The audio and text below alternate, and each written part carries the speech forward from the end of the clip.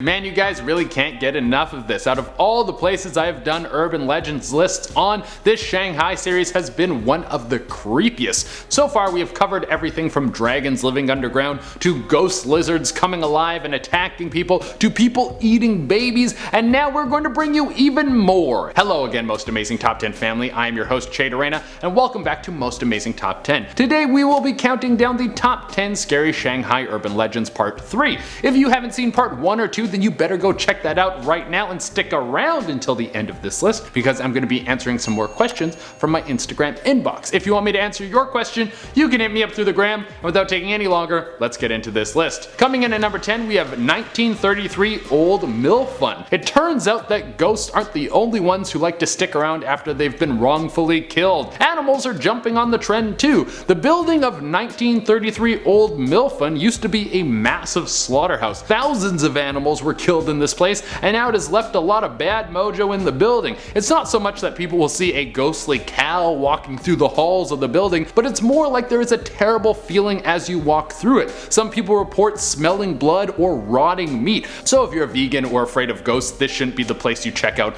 on your next vacation. Coming in at number 9, we have The Cursed Book. There's apparently a book in the wild in Shanghai that can ruin your life and bring evil spirits around you. The only problem is that no one knows what this book looks like. It's thought that the book is something like a regular journal with a brown leather cover, but some other people think that the book could be able to change its shape and look. It will pick a person that it wishes to haunt, and then it will make itself look appealing to that person. Are you into race cars? Well, this book is gonna have a bunch of race cars on it for ya. Once you take it home, you have the urge to start journaling your life, spilling out your deepest, darkest secrets into the book. The dark energy in this demonic journal will then use your private information to attack your life in the most personal ways. Everything you kept hidden from people will now be used to pull your life apart. So maybe start a podcast instead of journaling. Coming in number 8, we have the Neon, a famous urban legend from the Chinese New Year. The Neon is a massive beast that will patrol the streets around the New Year. It will try to harm anyone it comes in contact with. It's said that the beast is normally hidden somewhere sleeping, usually in an ocean or under a massive mountain. Not a bad deal if you're the Neon, a huge monster that gets to sleep for most of the year, and then it comes out in the new year to wreak havoc,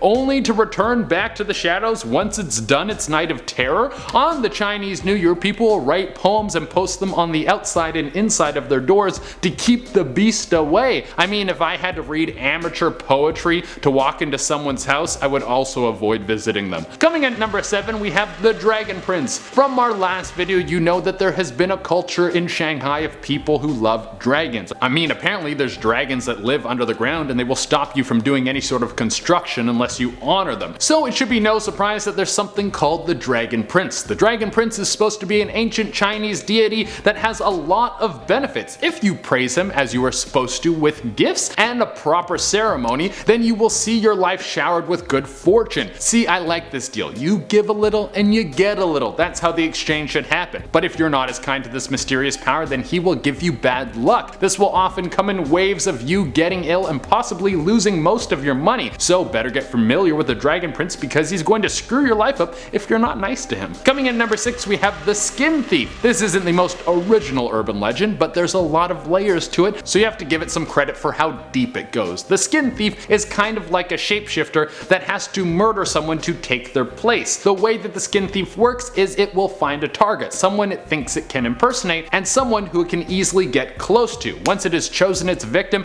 it will move in and go in for the kill. It will want to take its victim to a secluded spot because it will need time to make its shift into its new form. The Skin Thief will kill the person and then eat the skin of its victim, and through this it will be able to transform into a new individual. It will now take the form of its victim. From there, it can now impersonate them and try and get close to its friends and family, jumping from one victim to the next and constantly changing its shape so it can never be caught. The Skin Thief could be in your house right now. Whoa! Coming in at number 5, we have the Dark Gaze. Everyone loves a good curse. Well, everyone loves the story of a good curse. I don't think anyone actually loves having a curse thrown at them out of the blue. The Dark Gaze is the Shanghai version of the Evil Eye, a very old horror trope, but still a good one. The idea is, if you ever cross a witch or someone who has been able to tap into dark magic, then they will put a horrible curse on you and make sure your life goes to hell for inconveniencing them. Yeah, don't mess around with witches because they will ruin your life. Coming at number 4, we have the Mongolian death worm. This creature has apparently been found all throughout China. Of course, this is an urban legend, but if it's real, it's all over the country. Think of a big snake but way meaner, and it has acid venom like the xenomorph from Alien. I know the xenomorph has acid blood, but I'm just trying to paint a picture over here. This thing apparently has the shape of a worm, but has a thick body and can be up to 5 feet long. It has a mouth that will open up like a bear trap, and it's got a bunch of gross teeth lodged in its face.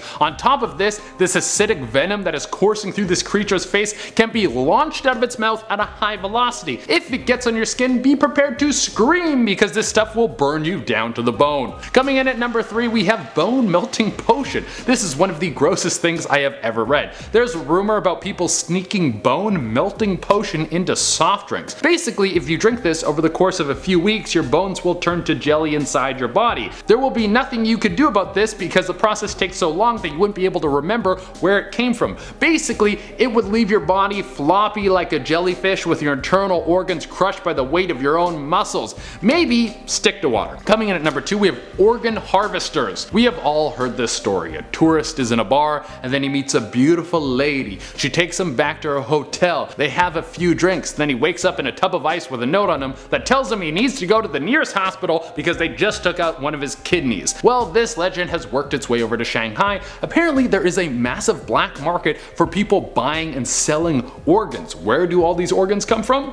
Who knows? Well, they might be taken from people who come across the border, but the mystery still stands strong. So basically, if you're in Shanghai, don't let anyone buy you a drink unless you're trying to ditch one of your organs. Coming to the number 1 spot, we have 37 LINIJA Zai, the story of one of the most gruesome murders in Chinese history. The year is 1956 and the police get a phone call from someone who says they just killed an entire family. He gives them the address. The police burst in the door and they find a murder scene where there is blood all over the walls, blood all over the floor, but something is very strange. There are no bodies. What happened to the family after they were killed? Did this person stuff them into the floorboards? Did he take the bodies with him? Maybe he shoved them into his car and drove off? Maybe he sat there and he ate the whole family before the police arrived. The police searched the whole house, and even though they couldn't find the bodies, they found a ton of strange paranormal activity. Lights turning on and off, voices coming from rooms where no one was in them, disembodied footsteps. Now this sounds like the most intense murder investigation that ever was,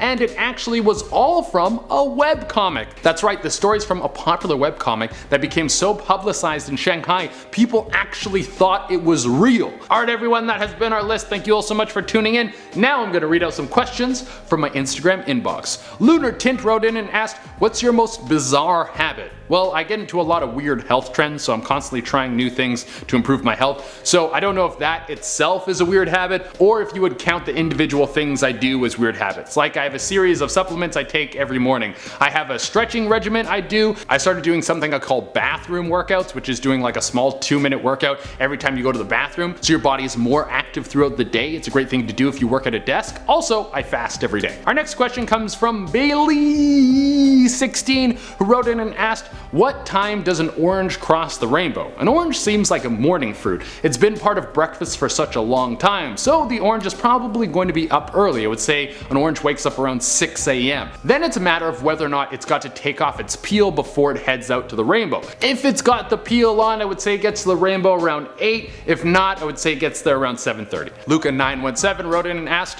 what's your favorite kind of burrito? This is a hard call. I mean, most burritos are pretty similar, but I think my most favorite is when they have some sort of deep fried fish like halibut, so any kind of seafood burrito I would go for. If I'm getting a burrito, I get the works. Give me everything. I usually get the spiciest spice level as long as it's not insane, and if guacamole is there for an extra $1, you better believe I'm spending the $1. Alright everyone, that has been our list. Thank you all so much for tuning in. As always, I would love it if you could like, comment, subscribe, and hit the little notification bell. Until next time, I've been your host, Shade, and keep an eye out for these Shanghai Urban Legends. There are a lot of them. Bye. Well, this book is gonna have a bunch of race cars on it for ya. And a proper ceremony, then he will. Until next time, I've been your host, Shade, and... Until next time, I've been your host, Shade, and get it up.